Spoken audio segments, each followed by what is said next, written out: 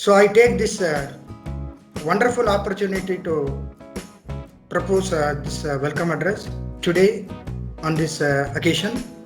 So first of all, I would like to welcome our beloved and honorable principal, Dr. M. Ilangovan, who is the guiding star for us in all our endeavors. So on behalf of every one of us who have joined here, I welcome him. Welcome, sir. Then I would like to extend my welcome, that is say that heartfelt welcome to the today's guest, the guest of honor, Dr. Sophia D, Assistant Professor, Department of Biochemistry, Jyoti Nivas College, Autonomous College, Bengaluru, Karnataka State. So she is a very eminent personality. She is a teacher basically. She has got 10 years of experience in teaching. Then she has got 24 publications on her credit. Still again she is publishing a lot of publications in various international and national journals. She has got a book chapter in Springs Publications. She has awarded a UGC minor research project titled Green Synthesis of Silver Nanoparticles. Actually, she has done in nanotechnology. Green synthesis of silver nanoparticles from the leaves of citrus lemon and its in vitro alpha glucosidase and alpha amylase inhibitory activities. She has organized several international and national workshops, seminars, conferences. She has presented papers in various national, international conferences and seminars.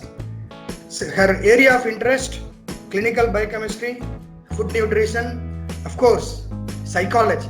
I am also very interested in psychology right from my UG days. Psychology is a very good subject. I do like it. She is also having more interest in psychology. That is why today she is going to talk on this topic. That is, it is a psychological topic. Today's topic is a very interesting one related to psychology. That is understanding the psychological and biochemical effects of stress on health. So we have such a wonderful and eminent personality today as a guest and a resource person for this national level webinar. So on behalf of every one of us who have joined here, on behalf of our Narayana Guru Educational Trust, on behalf of our principal and behalf of my own colleagues, department colleagues and BBC budding biochemist students, I would like to extend a warm and heartfelt welcome to our guest, Dr. Sophia D. Welcome you, ma'am. Thank you, sir. Thank you for that warm welcome. Then I would like to extend my welcome to the various participants from other institutions in our institution, faculty members and my own colleagues to grace this occasion as a grand success. I welcome them all individually, one by one. Then I would like to extend my that is joyful welcome to all my budding biochemists, all my student participants from various other institutions for this wonderful event today. So I welcome them one by one individually. I welcome you all again for this national level webinar. Thank you for the opportunity given. Thank you very much. Thank you, sir. So next I would like to invite Dr. Sophia, Assistant Professor, Department of Biochemistry, Jyoti Nivas College, Bangalore, to take over the session. Sophia, please. Thank you, Rati. So my topic today is understanding the psychological and biochemical effects of stress on health. So before moving on to the mechanism or before understanding what is it, first we should know what is stress. Actually, if you wanted to say, in olden days, scientists or any researchers or any medical practitioners, they have never come out with a certain definition, because stress, it differs from one person to the other. For example, what is stressing one person might not be stressing the other person. Like it could be really for person A, if some of the factors are stressing, for the person B, it might give him happiness or any sort of pleasure. So there wasn't any definition, a proper definition, to be frank, or a proper definition or a proper explanation. But later on, actually, if you see, nowadays the current scenario also, and recently many people, they are suffering from various types of stress. Everywhere stress, for every issues there are stress, actually, if you see. And 24/7 they work, and some, they think about students, they are very much stressed. And now pandemic time, thinking about that, watching news, listening to that, so it also creates stress in us. And like, if you see, some people, they think they carry everything, all the burdens on their shoulders, and they act as if the world doesn't move if they don't survive. So everywhere, career, family, unemployment, deadlines, even in relationships, abuse, etc., etc., it goes on. So there's stress everywhere. So first, increased stress levels among people, it advances the risk of a lot of mental and physiological health problems. So before moving on to know really what exactly stress is, first we should understand what is homeostasis. So homeostasis is a person, if he is very much at ease, if he is very much comfortable, that is, if he is very much in harmony with nature, with himself, if there is a balance, then we say that particular person or his biological system is under homeostasis. That is, he is very much at ease, there's no issues. But how I'm going to link this with stress? So the stress is something, a state of threatened homeostasis. That is, a person is threatened. That means his easiness is threatened. His comfort level is threatened. His harmony is threatened. His balance is threatened. So it is stressing. This differs from one person to the other. So that's the reason previously in olden days, they were not able to define a proper, or they were not able to describe what stress is. But later on, they have categorized, and finally they came to one definition, which is very much accepted by everyone all over. That is, a stress is something which threatens this ease, this comfortability, harmony, and balance. It's nothing but which is threatening the homeostasis of the body. So, what is disease? We would have heard everywhere, like she has a disease or he has a disease. So it goes on like. So what is disease actually? We have a myth thinking if we happen to hear the word disease, we will imagine something. Actually, the word disease is, the person is not at ease actually. He's feeling very uncomfortable. He's not harmony in nature or with himself, disharmony, imbalance. So all this makes him very much not at ease. So we call it as disease. So most of the diseases actually makes us uncomfortable. So that's actually the real meaning.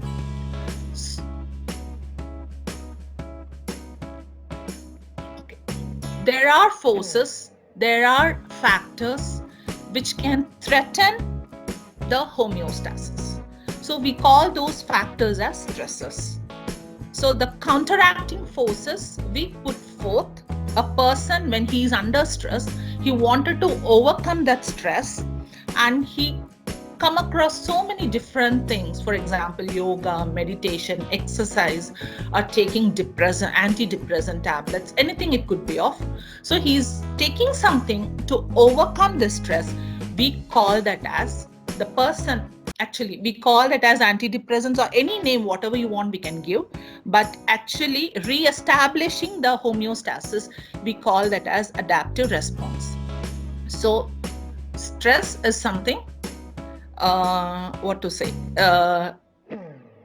it's really can affect both physically and mentally also. So, father of medicine, Hippocrates, is the father of medicine. According to him, health is the state of harmonious balance and disease is the state of disharmony. So if a person, if he is not well, both physically or mentally, we say the person is not at ease, he is not in a steady state. So it leads to various psychological conditions, various health conditions. So stress is finally defined as a state of disharmony.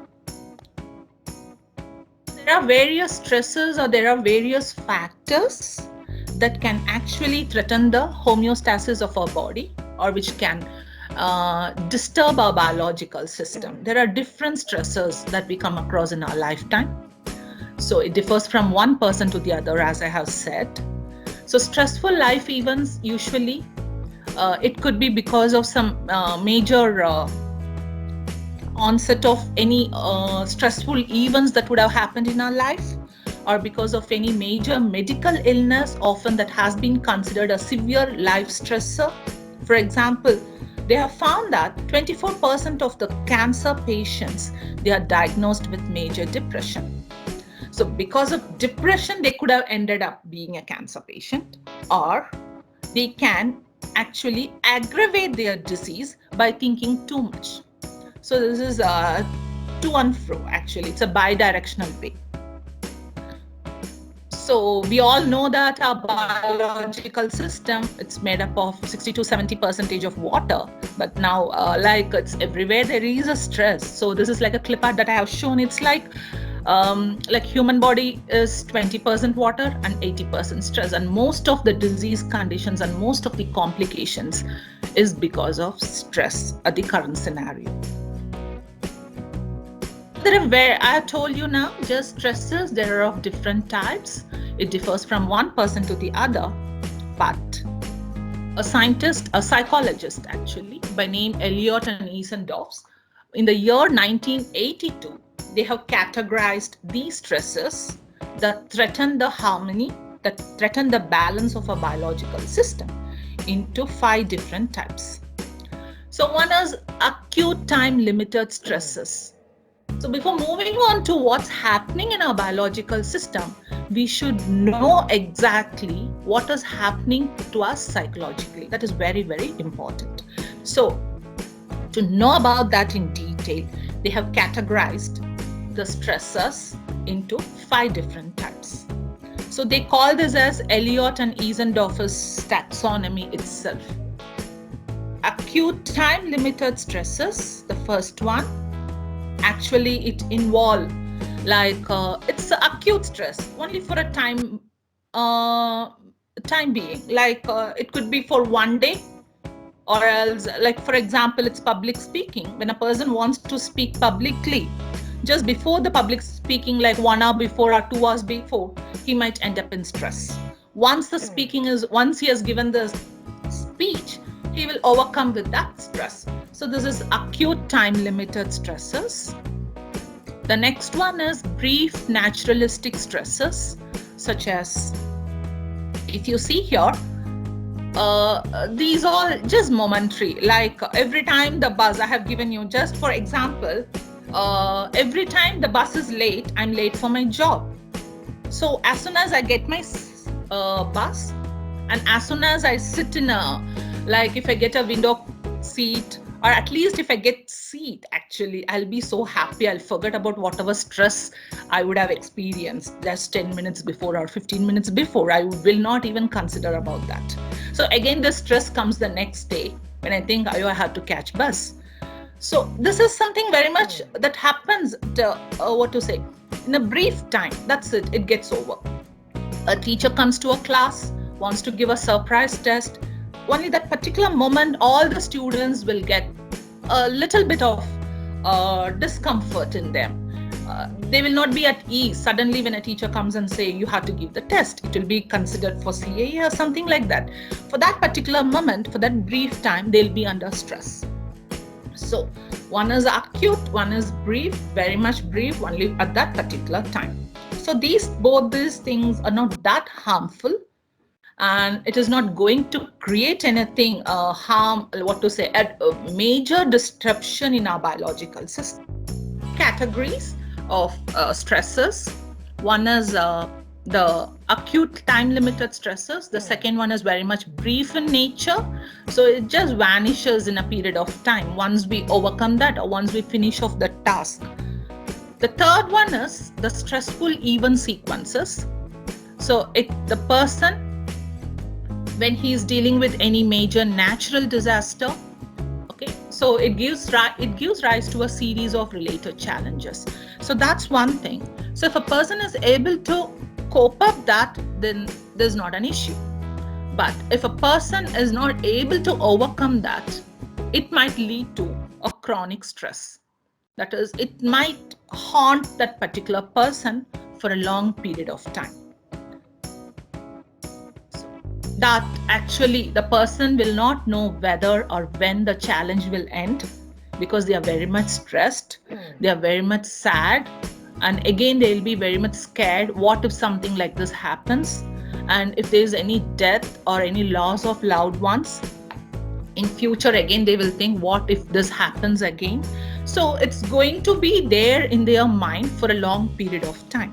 So this long period of time, we call it as a chronic stress. So you can see here, they'll be very much wondering. There's always a question mark in their life, what will happen, how the life will be, so much instability in their mind. So this is the fourth one. The fifth one, the last one, is distant stresses. This is very important because they are actually because of some traumatic experiences that they would have faced in their childhood, or some long back it would have happened, but still it's taunting their mind, it's still haunting them. Whatever they do, they remember what has happened to them before 25 years or 30 years. For example, if it's a childhood traumatic experiences, it would have happened when the child wasn't 10 years old or like 12 years old or 5 years old. Though when it's growing up, still it's going to taunt that particular child, even 25 years, 30 years, it's going to be there somewhere in the child's brain. So that type of stresses, you call it as distant stresses. So like it could, the psychologists, they say it will affect their cognitive function, like their behavior, and they'll not know how to control their emotions, reacting so fast, and people will not know why he or she is like that. But during something would have happened long back, so that's the reason the person is behaving so irrationally. So abuse, neglect, household dysfunction. So all this could be some of the reasons, or all this could be some of the examples of distant stresses. So totally 5 different stresses characterized or categorized, and based on that, psychologists, they have listed so many diseases and psychological conditions. So we have seen 5 categories in the populations that live in more stressful environments, like who would have come across or who would have faced natural disaster or divorce, domestic violence, abuse, when people are living in such environment, unemployment, business failure, PTSD, post-traumatic stress disorder. So all these people are very much vulnerable, and if they don't take care of themselves, of course, it's going to affect them for a long run. There are other studies that have shown that multiple facets of stress. That is, so for example, I have told you here, natural disaster. Okay, this is a single facet. It is a single reason, single factor, but it's going to create a very huge destruction to that particular person. It's going to destroy the whole person, if you wanted to say psychologically or mentally. How is, see, if a person is facing the natural disaster, plus he's losing his job, plus his house environment, where he is staying, actually he's facing so many relationship issues. So altogether, you just think and see what would that person do. So that you call it as a multi-facets of stress. It's not one single factor. When all this join together, when it works synergistically together, hand in hand, it is very much potent than a single facet. So what could this do? Actually, all this stress will change the behavior of a person. Like, for example, before facing all this, for example, I'm telling you, if he is okay with smoking 1 cigarette per day or 2 cigarettes per day, but after facing all this and he's under stress, he might end up being a chain smoker. He might take or he might smoke more than 2, 3, 4, 5 to overcome stress. Or drug use. Sometimes might because of all this, he might meet with an accident. He might have sleep problems. He might have eating disorders. Okay, so all this the person might face because of all this multifacets of stress. So finally, if it's not treated, then it might lead to the development of major depression. One such condition now everybody we are facing is burnout syndrome. So this burnout syndrome was coined in the year 1970s by the American psychologist Herbert Freudenberger. So what is this burnout syndrome? Actually, this is not a disease. This is not some big mental illness or something, but this is a condition we people all face nowadays at current scenario. So how this term was coined actually? Actually, this American psychologist, he used it, burnout. That means completely burnt. It's not literally burning out. That means the person has become completely exhausted because of what he is doing, because of the job he is doing. So he used it to describe the consequences of severe stress in helping professions like doctors and nurses who sacrifice themselves to take care of others. At one particular point, they feel as if they were completely exhausted and unable to cope up in their career. So this particular syndrome is like they're just worn out. So he wanted to actually explain that particular, he wanted to put it in a term for this exhausted and unable to cope. So that's how this burnout syndrome has come. So what is the real reason is there is an imbalance between work and life. So that's one of the reasons. But nowadays, if you see, it's not only affecting doctors and nurses, it affects anyone. It can affect anyone from stressed out, career-driven people and celebrities to overworked employees and even homemakers who work from morning till evening tirelessly. And they don't have even time to sleep. So, but actually speaking, this was basically coined for the nurses and doctors who were working tirelessly in the olden days. Now this burnout syndrome, as it can affect anyone, symptoms could be different from one person to the other. So some might vent out in any different way. Some might sit in one corner and they'll be very much dull. Some they'll be thinking something, some will be shouting. So the symptoms differ from one person to the other. According to the International Classification of Diseases, this particular burnout syndrome, they have categorized they have listed out so many symptoms, like people who have so much of workload but not recognized. They are doing their level best, they are giving everything, how much ever they can, but they're not getting any positive recognition. So they feel there is no purpose in working further.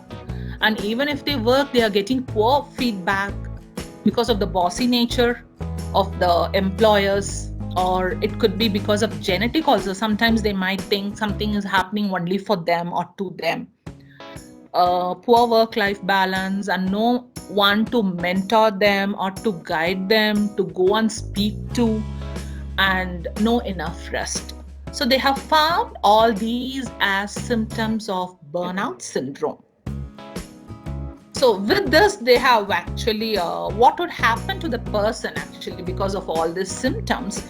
The person might feel completely exhausted. or they feel they have no energy at all to do the work. Increase mental distance from one's job, that is no satisfaction with so much of, some they put their heart and soul to do or to finish that work, but when they don't get the positive feedback and when they feel they are not recognized, they'll move away like they'll not be working as they used to work. So that distance between them and the job they are doing, or the feelings of negativism, okay fine, whatever I do anyway, I'm not going to get a positive feedback, why should I do? So that type of feelings of negativism. And cynicism, this is one thing. Cynicism is something, we are so much obsessed to ourselves, okay, everything is happening wrong, everywhere negativity, let me stick on to myself. So if a person starts to think like that, for example, in a firm, if 100 people are working and one people starts to think about like obsessed with themselves, being very selfish, then that will affect the whole firm or the whole concern or the whole community also, if you wanted to say. Okay, so cynicism is something like not helping others. So this also could be one of the reasons of burnout syndrome. Then reduced professional efficacy. So people who are in this condition, that is, if a person, if we say he has a burnout syndrome, so we cannot expect professionalism in them because they are already worn out. We cannot actually blame them because already they are not in a proper psychological conditions. They are completely exhausted. So these are some of the characterizations that International Classification of Diseases, those people they have characterized what could be for the people who are suffering from burnout syndrome. So actually burnout refers specifically to phenomena in the occupational context. Actually we are speaking this burnouts because this term was coined with respect to, in context to occupational context. Sometimes we become so so irritated. Sometimes we think literally we don't do, but sometimes many of us in our lifetime, when we do so much of work, finally nothing comes out. We feel to break so many things, like we just throw everything out and we literally we don't do, but we think sometimes. Okay, that is because of the exhaustion or the tiredness. But when it's not taken care of, medical professionals, they have found that if it's not going to be taken care of, this particular syndrome, though it's not a medical condition, but it would be a risk factor for myocardial infarction, which might lead to heart attack and coronary heart diseases related to heart. So what happens actually is when some of the signs, before that, okay, so this heart attack or heart diseases is due to the production of inflammatory chemicals by the body, actually, that we are going to see anyway. Now we are just sticking on to psychological effects. Biochemical effects, when I come to biochemical effects, you will be able to get it. So recognizing the signs of burnout, it's a reduced performance, productivity, anxiety, detachment, restlessness, low mood, difficulty in concentrating, lack of creativity, fatigueness, and low self-esteem. So these are some of the signs of burnout syndrome. So when it's not going to be taken care of, when we are just going to ignore it, it's going to pose a serious threat in that person's life. So that is going to affect his heart. In the coming later slides, I'll tell you how is it going to affect it.